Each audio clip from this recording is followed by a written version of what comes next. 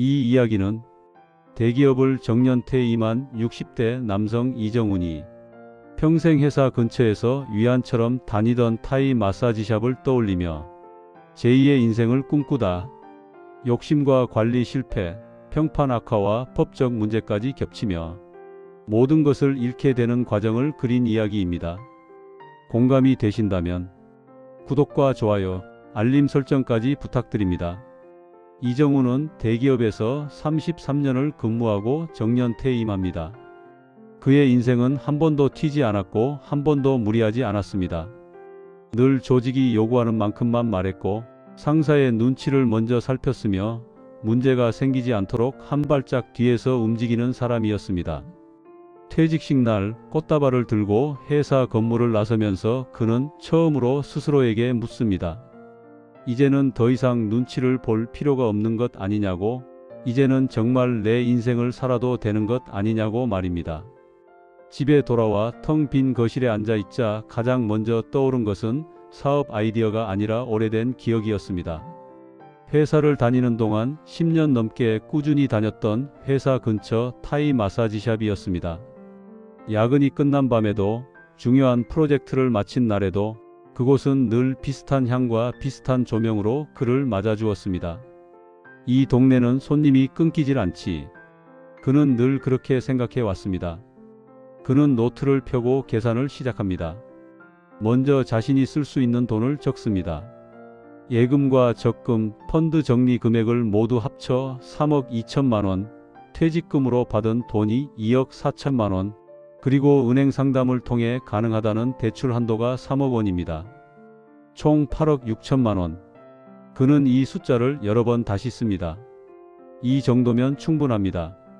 이후 그는 임대료부터 조사합니다. 회사 근처 대로변, 마사지샵에 적합한 120평 규모 상가, 보증금 2억 원, 월세 900만 원, 관리비를 포함하면 월 고정 임대 비용은 1,050만 원입니다. 인테리어 견적도 받아봅니다. 럭셔리 콘셉트, 개인실 위주, 샤워실과 휴식 공간 포함. 견적은 2억 7천만 원. 비싸다고 느끼면서도 그는 고개를 끄덕입니다. 이 정도는 해야 프리미엄이지. 인건비를 계산합니다. 태국 마사지사 6명, 평균 급여 월 350만 원, 총 2,100만 원. 매니저 1명 300만 원, 데스크 직원 2명 480만 원. 월 인건비 총 2,880만 원. 그는 다시 계산기를 두드립니다. 월 고정비를 모두 합하면 임대료 1,050만 원, 인건비 2,880만 원, 공과금과 소모품 약 400만 원, 대출 이자 약 280만 원, 총 월 4,610만 원입니다. 이제 수익을 계산합니다. 그가 다니던 마사지샵을 기준으로 보수적으로 잡습니다. 1인 평균 이용 금액 11만 원, 하루 손님 35명만 와도 일 매출은 385만 원, 월 매출은 약 1억 1,500만 원입니다. 그는 노트에 굵게 씁니다. 월 순이익 가능 약 6천만 원. 숫자는 너무 명확해 보입니다. 그는 스스로를 설득합니다. 내가 현장을 몰라서 망하는 게 아닙니다. 나는 손님 입장에서 10년을 봐왔습니다. 그는 이 사업이 실패할 이유를 찾지 못합니다. 마사지샵은 유행을 타지 않고 회사 밀집 지역은 수요가 꾸준하며 자신은 이미 단골 심리를 누구보다 잘 안다고 믿습니다. 그는 마지막으로 이렇게 적습니다. 이건 도박이 아니라 검증된 선택이다. 그리고 그 문장이 이정훈의 두 번째 인생을 여는 열쇠가 됩니다. 오픈 첫 2달 동안 사바이 정훈은 분명 성공처럼 보였습니다. 평일 저녁이면 예약 전화가 끊이지 않았고 주말에는 당일 예약이 거의 불가능했습니다. 대기실에는 항상 2~3명의 손님이 앉아 있었고 은은한 향과 조명 아래에서 낮은 목소리의 대화가 흘렀습니다.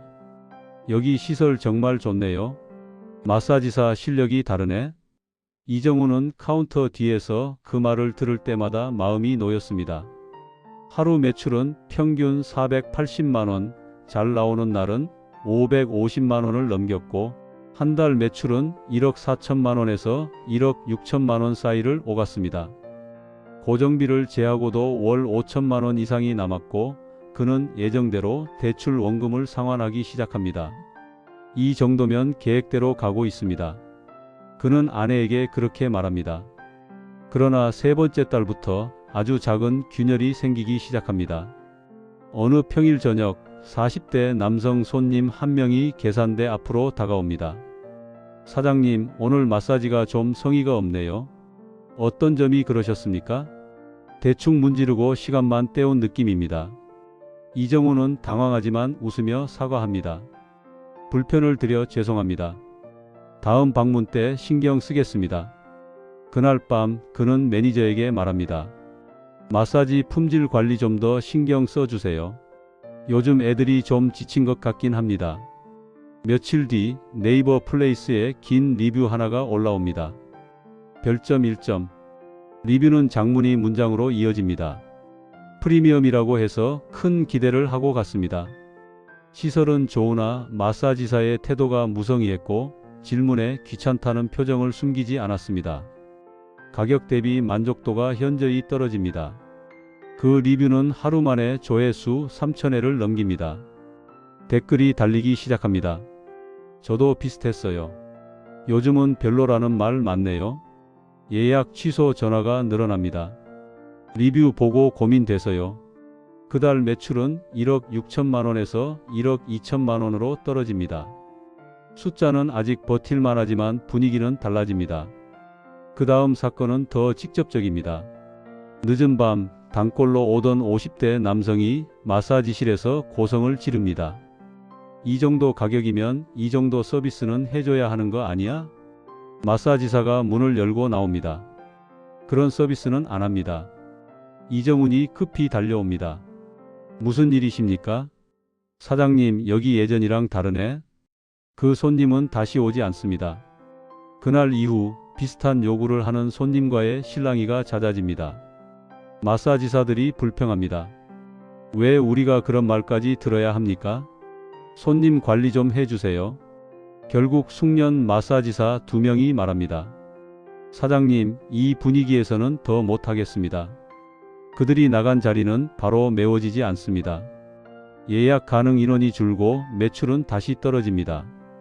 월 매출 1억 원 아래 9천만 원대로 내려갑니다. 결정적인 날은 단속이 있던 날입니다. 오전 영업 중 출입문이 열리고 공무원들이 들어옵니다. 외국인 근로자 신분 확인하겠습니다.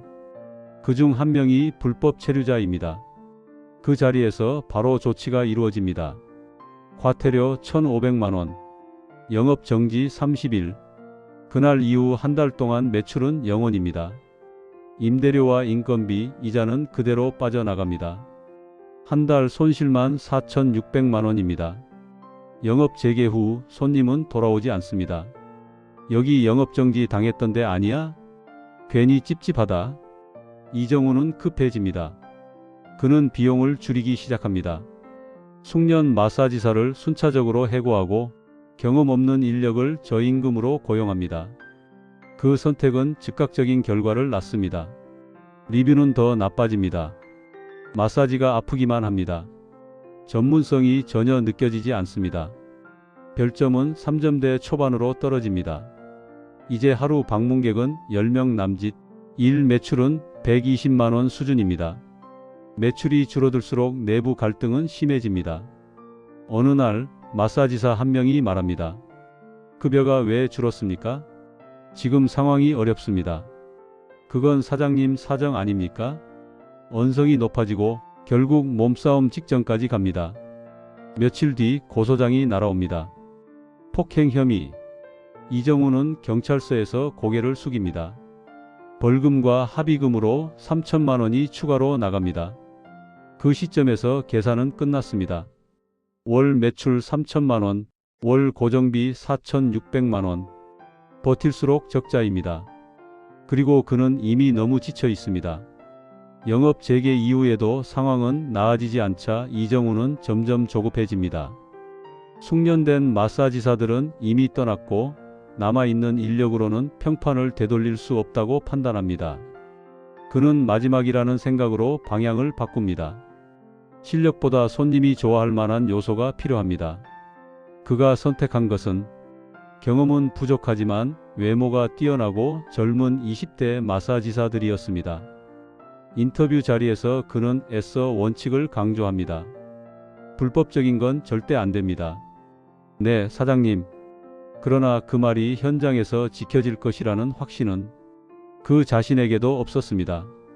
새로운 인력이 들어온 첫 주, 매장은 다시 활기를 띱니다. 예약이 늘고 단골처럼 보이는 손님들이 다시 나타납니다. 분위기가 확 달라졌네요. 요즘 스트레스가 싹 풀립니다. 일 매출은 다시 300만 원대를 회복합니다. 한 달 매출도 8천만 원 선까지 올라옵니다. 이정우는 스스로를 합리화합니다. 불법만 아니면 됩니다. 선만 안 넘으면 됩니다. 그러나 그 선은 그가 생각한 것보다 훨씬 모호했습니다.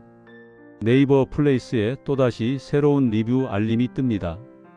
심장이 한 박자 늦게 뛰는 느낌과 함께 불길한 예감이 먼저 스칩니다.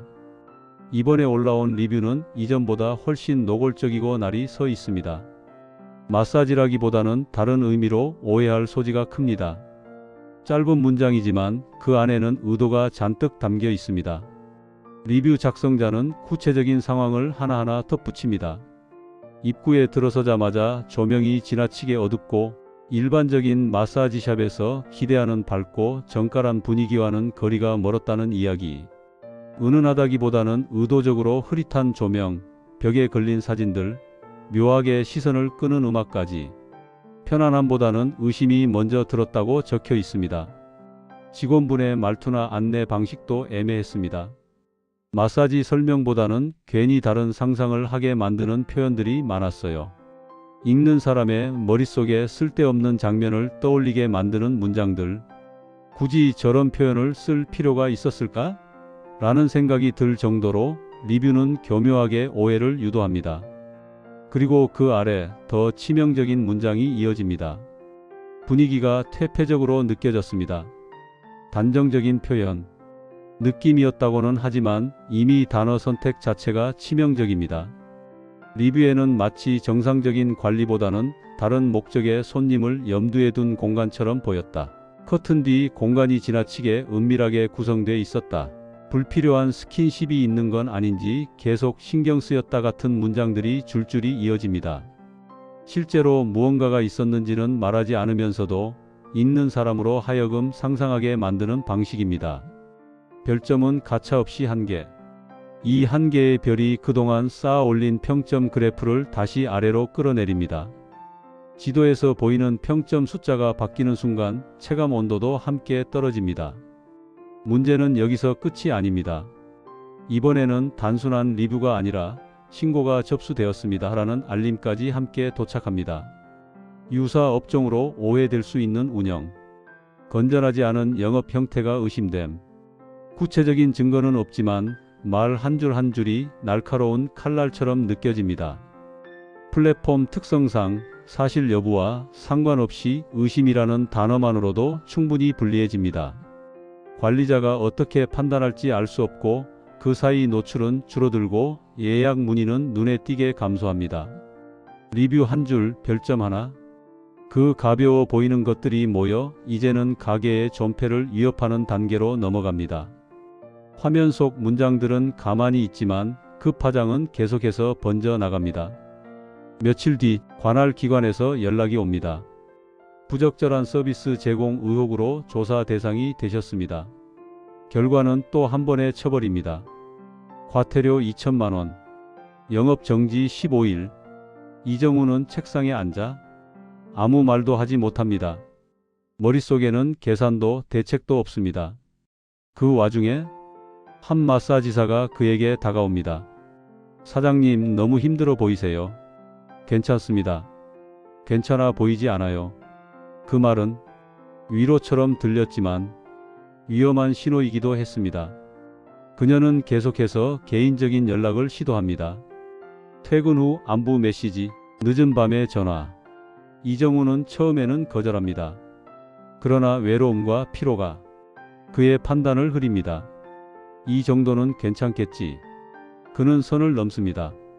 그리고 그 선택은 즉시 약점이 됩니다. 며칠 뒤 그녀의 태도가 바뀝니다. 사장님, 저 사실 무섭습니다. 무슨 말입니까? 제가 신고하면 사장님 끝이에요. 그녀는 말합니다. 성폭행으로 신고하겠습니다. 이정훈의 손이 떨립니다. 그는 이해합니다. 이 싸움에서 자신이 이길 수 없다는 것을. 결국 그는 합의를 선택합니다. 합의금 1억 2천만 원. 그 돈은 남아있던 마지막 자금이었습니다. 그날 이후 그는 잠을 거의 자지 못합니다. 전화벨 소리에도 놀라고 문이 열리는 소리에도 몸이 굳습니다. 내가 왜 여기까지 왔을까? 그는 거울 속 자신의 얼굴을 봅니다. 초췌하고 늙고 지쳐 있습니다. 사업을 살리겠다는 명분으로 그는 너무 많은 것을 포기했고 결국 자신까지 잃어버렸다는 사실을 그제야 받아들입니다. 이정훈의 마음은 이미 그 시점에서 완전히 무너져 있었습니다. 이정훈은 더 이상 무엇을 만회해야 하는지도 모르는 상태가 됩니다. 영업 정지 기간이 끝났지만 매장을 다시 열 기력조차 없습니다. 간판 불을 켜는 손이 떨리고 문을 여는 순간 숨이 막힙니다. 영업을 재개한 첫날 예약은 단 한 건도 들어오지 않습니다. 오후 3시부터 밤 11시까지 손님은 3명뿐입니다. 일 매출 33만 원. 그날 밤 그는 POS 화면을 한참 바라보다가 아무것도 기록하지 못하고 전원을 끕니다. 고정비는 여전히 그대로입니다. 임대료 900만 원, 관리비 150만 원, 인건비 최소 유지비 1200만 원, 대출이자 280만 원, 월 고정비 2530만 원. 그러나 한 달 매출은 1200만 원을 넘기지 못합니다. 매달 1300만 원 이상이 그대로 적자입니다. 그는 대출 상환을 중단합니다. 은행에서 전화가 옵니다. 이자 납입이 연체되었습니다. 조금만 시간을 주십시오. 그는 매번 같은 말을 합니다. 하지만 다음 달에도 상황은 달라지지 않습니다. 신용카드 한도가 막히고 거래처 결제가 거절됩니다. 전기요금 고지서에 빨간 글씨가 찍힙니다. 마사지사들은 하나둘 떠납니다. 마지막으로 남아있던 직원이 말합니다. 사장님, 더는 못 기다리겠습니다. 그가 혼자 매장을 지키게 된 날 하루 종일 아무도 오지 않습니다. 의자에 앉아 있다가 문득 거울에 비친 자신의 모습을 봅니다. 등은 굽었고 눈은 충혈되어 있으며 손은 계속 떨립니다. 내가 뭘 잘못한 거지? 그는 계산을 다시 해봅니다.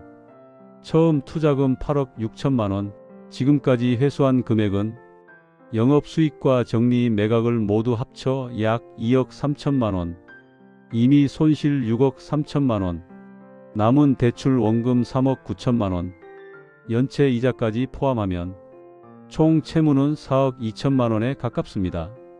결국 그는 폐업을 결정합니다. 하지만 폐업조차 돈이 듭니다. 철거 비용 1,800만 원, 임대 계약 위약금 7,200만 원, 미지급 세금 및 공과금 640만 원. 그는 더 이상 낼 돈이 없습니다. 임대인은 말합니다. 법적으로 진행할 수밖에 없습니다. 가게 문을 닫는 날 그는 간판을 바라보다가 끝내 고개를 돌립니다. 이 동네에서 다시는 고개 들고 다닐 수 없겠군요. 집에 돌아와 퇴직 후 처음으로 아내 앞에서 울음을 터뜨립니다. 미안합니다. 그 말밖에 나오지 않습니다. 아내는 아무 말도 하지 않고 그의 등을 가만히 두드립니다. 그날 이후 이정훈은 사람을 피합니다. 전화도 받지 않고 외출도 줄입니다. 밤마다 같은 꿈을 꿉니다. 문이 열리고 누군가 들어오고 다시 신고와 고소 이야기가 나옵니다. 잠에서 깨면 심장이 미친 듯이 뛰고 식은땀이 흐릅니다. 그는 결국 개인 회생을 신청합니다. 서류에 적힌 숫자를 보며 자신의 인생이 서류 한 장으로 요약된 기분을 느낍니다. 이 정도면 완전히 실패한 인생 아닙니까? 상담사는 말합니다. 다시 일하셔야 합니다. 그 말이 그를 더 아프게 합니다. 한때 수억 원을 굴리던 사람에게 다시 일하라는 말은 조언이 아니라 현실 선언이었기 때문입니다. 이정훈은 그제야 깨닫습니다. 이 실패는 단순한 사업 실패가 아니라 자신이 쌓아온 삶의 태도, 눈치로만 버텨온 선택들의 결과라는 것을 그는 아무것도 남기지 못했습니다. 돈도, 자존심도, 꿈도. 다만 끝까지 버티다 무너진 한 사람만이 남아있을 뿐입니다. 그러나 그 말이 현장에서 지켜질 것이라는 확신은 그 자신에게도 없었습니다. 새로운 인력이 들어온 첫 주, 매장의 공기가 눈에 띄게 달라집니다. 문을 열고 들어오는 순간부터 이전과는 다른 시선들이 머무르기 시작합니다. 새로 채용된 20대 마사지사들은 젊고 선이 또렷한 얼굴에 몸의 균형이 잘 잡힌 인상을 지니고 있었습니다. 머리는 길게 늘어뜨리거나 자연스럽게 묶었고 움직일 때마다 머리카락이 어깨를 스치며 천천히 흔들립니다. 의상 또한 달라졌습니다. 기존의 실용적인 복장 대신 몸의 라인을 과하지 않게 드러내는 디자인으로 바뀝니다. 짧지는 않지만 밀착된 상의, 움직임에 따라 자연스럽게 실루엣이 드러나는 하의, 노출보다는 암시가 강한 차림입니다. 대기실에 앉아있던 남성 손님들의 시선이 무의식적으로 따라 움직입니다. 눈을 떼지 않으려 애쓰지만 결국 한 번쯤은 고개가 돌아갑니다. 분위기가 확 달라졌네요. 여기 원래 이런 느낌이었나요? 말은 가볍지만 목소리에는 기대가 섞여 있습니다. 마사지사들은 말을 많이 하지 않습니다. 대신 고개를 살짝 숙여 인사하고 이름을 부를 때는 한 박자 늦춰 부드럽게 발음합니다. 천천히 안내해 드리겠습니다. 그 말 한마디에 손님들의 긴장이 풀립니다. 룸 안에서는 불필요한 말 대신 적당한 침묵이 이어집니다. 움직임은 조심스럽고 거리감은 계산된 듯 가깝습니다. 손님이 몸을 조금만 움직여도 즉시 반응하며 괜찮은지 묻는 낮은 목소리가 들립니다. 압은 괜찮으세요? 불편하시면 바로 말씀 주세요. 그 질문은 단순한 서비스 확인처럼 들리지만 묘하게 오래 귀에 남습니다. 손님들은 점점 말을 줄이고 호흡이 느려집니다. 몸에 힘이 풀리고 눈을 감는 시간이 길어집니다. 나오는 길에 남성 손님들은 표정이 달라져 있습니다. 입꼬리가 올라가 있고 걸음이 느슨합니다. 오늘은 정말 만족스럽네요. 다음에 또 올게요. 그 말은 계산대 앞에서 더 자주 들립니다. 예약 전화가 다시 울리기 시작합니다. 어제 왔던 사람인데요. 그분 계시면 그분으로 부탁드립니다. 하루 예약이 빠르게 찹니다. 저녁 시간대는 이틀 뒤까지 마감됩니다. 대기실에는 다시 사람들이 앉아있고 낮은 목소리에 웃음이 오갑니다. 이정훈은 카운터 뒤에서 그 광경을 바라봅니다. 매출표에 찍히는 숫자가 오랜만에 위로처럼 느껴집니다. 이게 사람들이 원하는 거였군요. 그는 그렇게 생각하며 스스로에게 말합니다. 문제만 생기지 않으면 됩니다. 그러나 그는 알고 있습니다. 이 활기는 조심스럽게 관리하지 않으면 언제든 다른 의미로 읽힐 수 있다는 것을. 그리고 그 미묘한 경계 위에서 매장은 다시 사람들로 채워지고 있었습니다.